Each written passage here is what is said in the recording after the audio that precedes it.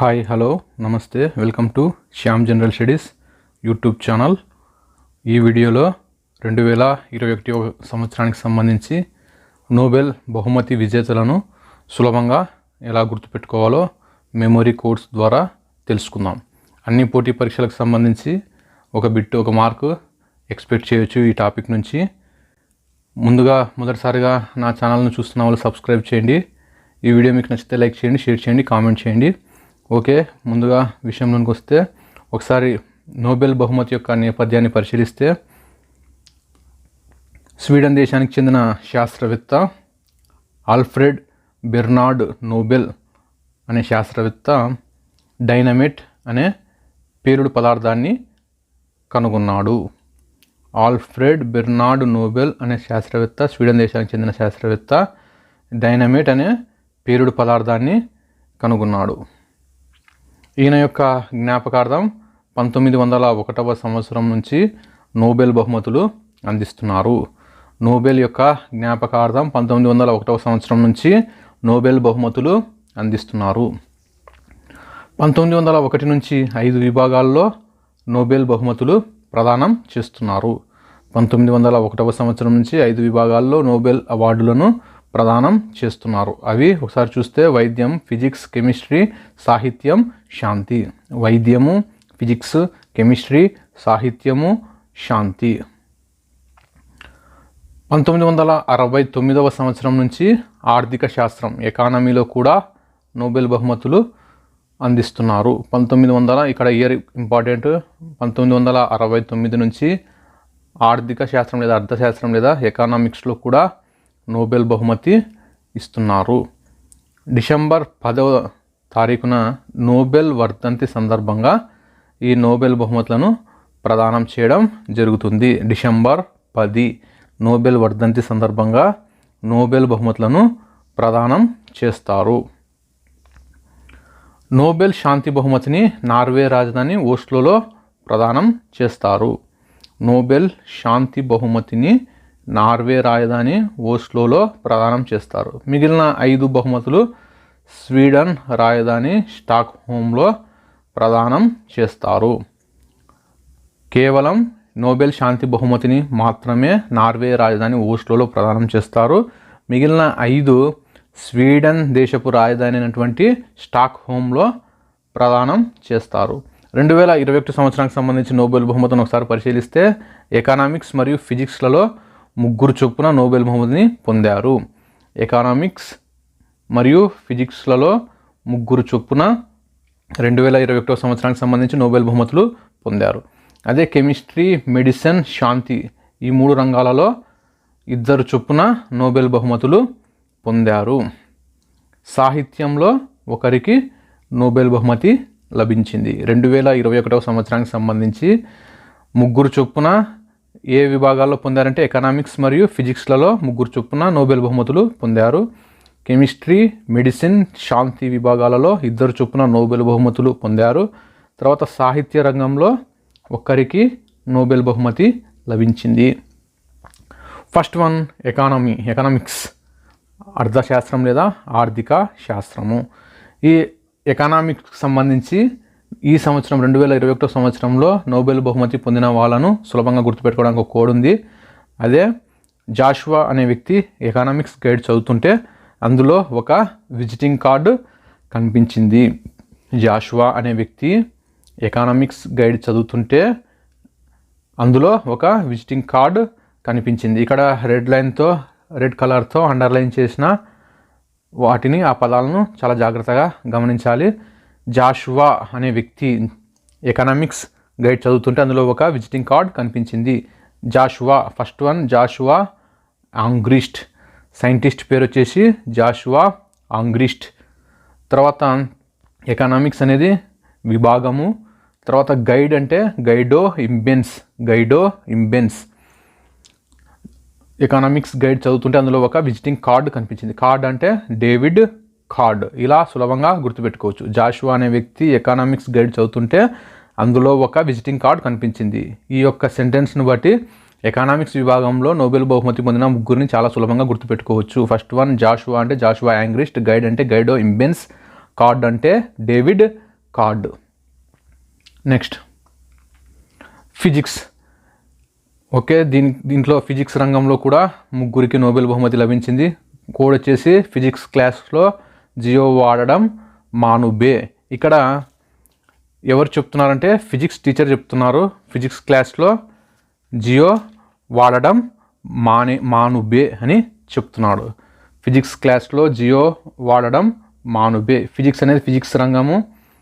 Class అంటే class హాసెల్మ్యాన్, Germany దేశానికి చెందిన వ్యక్తి. తర్వాత జియో అంటే జార్జియో ప్యారిసి, ఇటలీ దేశానికి చెందిన వ్యక్తి.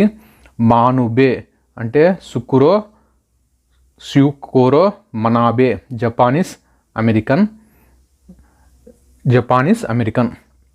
సో ఇక్కడ ఫిజిక్స్ విభాగానికి సంబంధించి ముగ్గురు వ్యక్తులను గుర్తుపెట్టుకోవడానికి కోడ్ వచ్చేసి ఫిజిక్స్ క్లాస్లో జియో వాడడం మానుబే. ఫిజిక్స్ టీచర్ చెప్తున్నారు పిల్లలకి ఫిజిక్స్ క్లాస్లో జియో వాడడం మానుబే అని. ఫిజిక్స్ అంటే ఫిజిక్స్ రంగము, క్లాస్ అంటే క్లాస్ హాసెల్మ్యాన్, జర్మనీ దేశానికి చెందిన వ్యక్తి. జియో అంటే జార్జియో ప్యారిసి, ఇటలీ దేశానికి చెందిన వ్యక్తి. మానుబే అంటే స్యూకోరో మనాబే, జపానీస్ అమెరికన్. ఇక్కడ పరిశోధన అంశం చూస్తే ఎకనామిక్స్లో పరిశోధన అంశం వచ్చేసి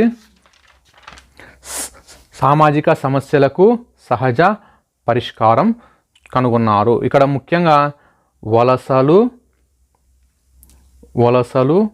కనీస వేతనాలు వంటి అంశాలలో ఆవిష్కరణలు చేశారు. వీరు ఏం చేశారంటే ఎకనామిక్స్లో నోబెల్ బహుమతి పొందిన ముగ్గురు వలసలు, తర్వాత కనీస వేతనాలకు సంబంధించి ఆవిష్కరణలు చేశారు. వలసలు కనీస వేతనాలకు సంబంధించి ఆవిష్కరణలు చేశారు ఎకనామిక్స్కి సంబంధించి. అదే ఫిజిక్స్కి సంబంధించి వీరేం చేశారంటే మానవ చర్యలు భూ వాతావరణాన్ని ఎలా ప్రభావితం చేస్తున్నాయి అనే అంశానికి సంబంధించి ఆవిష్కరణ చేశారు. మానవ చర్యలు భూ వాతావరణాన్ని ఎలా ప్రభావితం చేస్తాయి, మానవ చర్యలు భూ వాతావరణంను ఎలా ప్రభావితం చేస్తున్నాయి అనే అంశానికి సంబంధించి ఆవిష్కరణలు చేశారు. నెక్స్ట్ కెమిస్ట్రీలో ఇద్దరికి నోబెల్ బహుమతి లభించిందని చెప్పుకున్నాము. దీన్ని గుర్తుపెట్టుకోవడానికి కోడ్ వచ్చేసి బెంజికార్ ఉన్నంత మాత్రాన కెమిస్ట్రీ ఎలిమెంట్స్ లిస్ట్ రాదు, దేవుడి దయతో మెల్లగా నేర్చుకోవాలి. ఇక్కడ కెమిస్ట్రీ అంటే కెమిస్ట్రీ విభాగము. బెంజ్ కార్ ఉన్నంత మాత్రాన కెమిస్ట్రీ ఎలిమెంట్స్ లిస్ట్ రాదు, దేవుడి దయతో మెల్లగా నేర్చుకోవాలి. ఇక్కడ బెంజ్ అంటే బెంజమిన్, ఎలిమెంట్స్ లిస్ట్ అంటే లిస్ట్, అదంతా ఒకరి పేరే. బెంజమిన్ లిస్ట్ జర్మనీ దేశానికి చెందిన వ్యక్తి. తర్వాత దేవుడి దయతో మెల్లగా నేర్చుకోవాలి. దేవుడి అంటే డేవిడ్, మెల్లగా మిలాన్ అని గుర్తుపెట్టుకోవాలి. సో ఇక్కడ కెమిస్ట్రీలో నోబెల్ బహుమతి పొందిన ఇద్దరు వ్యక్తుల పేర్లు బెంజమిన్ లిస్ట్ జర్మనీ దేశానికి చెందిన వ్యక్తి, డేవిడ్ మెక్ మిలాన్ స్కాట్లాండ్ దేశానికి చెందిన వ్యక్తి. బెంజ్ కార్ ఉన్నంత మాత్రాన కెమిస్ట్రీ ఎలిమెంట్స్ లిస్ట్ రాదు, దేవుడి దయతో మెల్లగా నేర్చుకోవాలి. బెంజ్ కార్లో బెంజ్ అంటే బెంజమిన్, ఎలిమెంట్స్ లిస్టులో బెంజమిన్ లిస్ట్ ఒకరి పేరే, మొత్తం కలిసి బెంజమిన్ లిస్ట్ అనేది ఒకరి పేరు. తర్వాత దేవుడి దయతో మెల్లగా నేర్చుకోవాలిలో డేవిడ్ దయతో మెల్లగా మెక్ మిలాన్ స్కాట్లాండ్ దేశానికి చెందిన వ్యక్తి. వీరి యొక్క పరిశోధన అంశం వచ్చేసి అసిమెట్రిక్ ఆర్గానో కెటాలసిస్ అనే కొత్త మందులను తయారీకి అవసరమైన పద్ధతిని ఆవిష్కరణ చేశారు. వీరు ఏం చేశారంటే కొత్త మందులను తయారు చేయడానికి అవసరమైన పద్ధతిని అసిమెట్రిక్ ఆర్గానో కెటాలసిస్ అనే పద్ధతిని ఆవిష్కరించారు. నెక్స్ట్ మెడిసిన్లో ఇద్దరికి నోబెల్ బహుమతి వచ్చింది. ఈ మెడిసిన్లో ఆ ఇద్దరిని గుర్తుపెట్టుకోవడానికి కోడ్ వచ్చేసి జూలీ అనేది ఇక్కడ ఒక పెంపుడు కుక్క అనుకుందాం. జూలీ అనేది ఒక పెంపుడు కుక్క అనుకుందాం. అర్థం పర్థం లేకుండా పటపట కొరికితే మెడిసిన్స్ కూడా పని చేయవు అని గుర్తుపెట్టుకోవాలి. జూలీ అర్థం పర్థం లేకుండా పటపట కొరికితే మెడిసిన్స్ కూడా పనిచేయవు. ఇక్కడ జూలీ అంటే జూలియస్ అని గుర్తుపెట్టుకోవాలి. డేవిడ్ జూలియస్ జూలీ అంటే డేవిడ్ జూలియస్.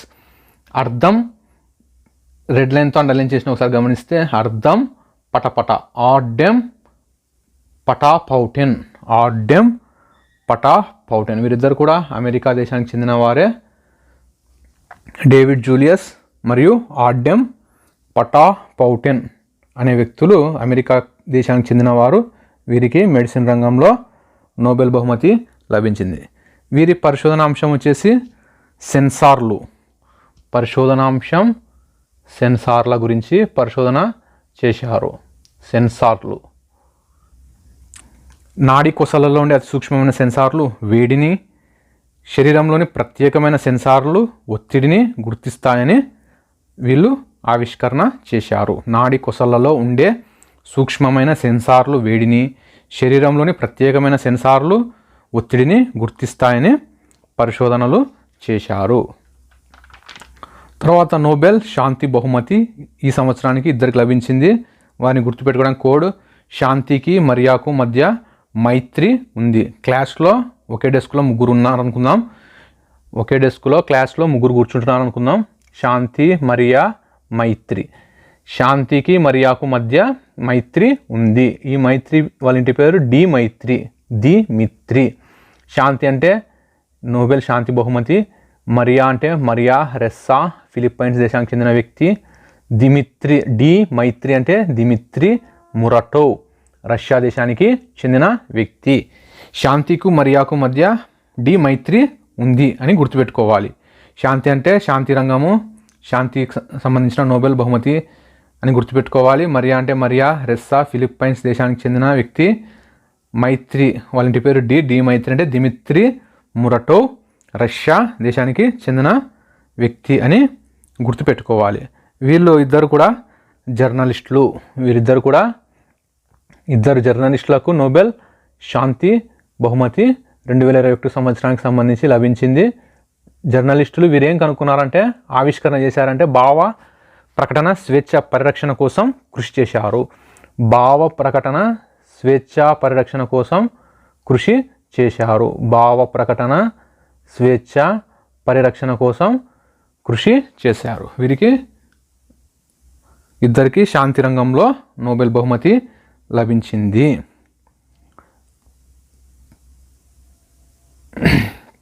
నెక్స్ట్ సాహిత్యము.